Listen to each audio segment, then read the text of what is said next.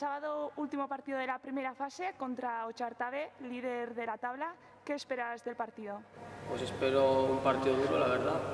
Ellos son un equipo individualmente fuerte, como iban demostrando todos estos años. El año pasado estuvieron a punto de ascender a segunda, pero bueno, intentaremos defender lo mejor posible, encajar lo menos goles posible y así pues poder llevarnos los 3 puntos y dar un golpe encima de la mesa.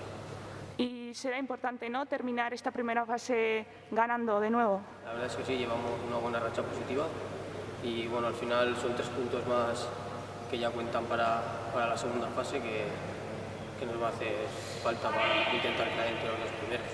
Entonces espero una segunda fase bastante dura y bueno, trabajaremos semana a semana para conseguir estar lo más arriba posible.